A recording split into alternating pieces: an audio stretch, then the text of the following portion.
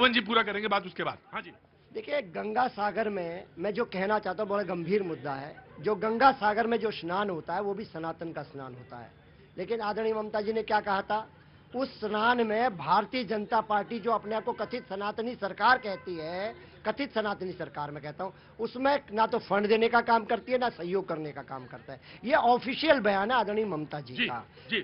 तो एक जगह के सनातन के जहां आपकी सरकार है वहां पर आपके क्या शब्द है, और जो मैं कहता हूं जो प्रश्न है वो उठाना हमारा काम है। हम विपक्ष के लोग हैं, हम भारतीय जनता पार्टी की वाहवाही के लोगों ने हमें नहीं चुना हुआ है। जब भारतीय हम लोग क्या कह रहे थे, हम लोग कहते थे जो श्रद्धालु आए पूरे देश और विश्व से उनको किसी प्रकार की दिक्कत नहीं होनी चाहिए, उसमें प्रश्न उठाना हमारा संवैधानिक दायित्व था और उसका निर्वहन हमारे नेता माननीय अखिलेश यादव जी कर रहे हैं। तो मैं यही तो कह रहा हूं, बस यह गलत है कि गंगा सागर में इंतजाम ना हो, केंद्र से फंड ना आए, या वो ये बात ठीक है आपकी, आप प्रश्न पूछिए इनसे, लोकसभा के पटल पे पूछिए कि कितना फंड दिया, कितना ट्रांसफर, लेकिन ये बताइए आपके मुंह से एक बार भी नहीं निकला कि ये मृत्यु कुंभ कहना गलत है।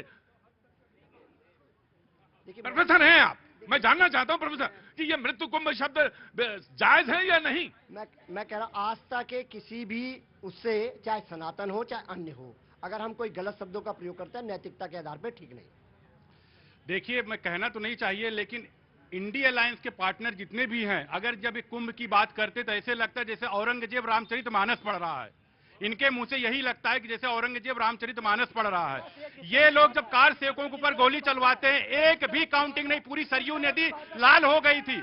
सिखों पे भी सज्जन कुमार को सजा हुई, लेकिन कितने सिख मारे गए आज तक उसका डेटा ये नहीं दे पाए थे। तो जाहिर सी बात है कितना ये मृत्यु को छुपाते हैं, ये कितने मृत्यु छुपाते हैं। सन 84 में दंगा हुआ, कार सेवकों पर गोली चली, उसमें मुलायम सिंह जी ने कहा अगर जरूरत पड़ती 2-4 गोली और चलवा देते, और पूरा सरयू नदी लाल हो गई थी, गुप्तार घाट। इसका मतलब कितने लोग मारे गए, कहते थे 2 लोग मारे गए, 4 लोग मारे गए। तो जाहिर से मृत्यु का आंकड़ा और गिद्धों के तरीके से यही लोग बैठे, ये लोग जाते हैं राम प्रसाद की बेटी में शादी में, तो ये लोग वो बाराती होते हैं जो कि ये कहते कैसे आग लगे, घर को कैसे लूटा जाए, कैसे कोई मरे, कैसे कोई फिसले, ताकि तुरंत जाके क्या कहते हैं देखेगा अरे साहब मर गए। 100 करोड़ लोग आए, उसकी वाहवाही तो भाजपा को चाहिए, लेकिन लोग मर जाएं उसकी जिम्मेदारी नहीं चाहिए, उसकी जिम्मेदारी इनको नहीं चाहिए। जिम्मेदारी लीजिए, अगर आपको चाहिए बधाई तो कमी पर भी अपनी कमियां 100 करोड़ के लिए ये इसलिए मर रहे हैं क्योंकि यहाँ पे इनको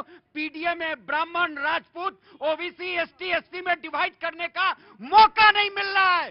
वो 55 करोड़ केवल और केवल हिंदू और सनातनी जाके नहा के आए हैं, और ये इंडिया अलायंस वाले हिंदुओं को Brahmin, Kshatriya, Rajput, OBC bank, ST, SC में डिवाइड करेंगे, इसलिए तो गिद्ध दृष्टि है। काउंटर करिएगा।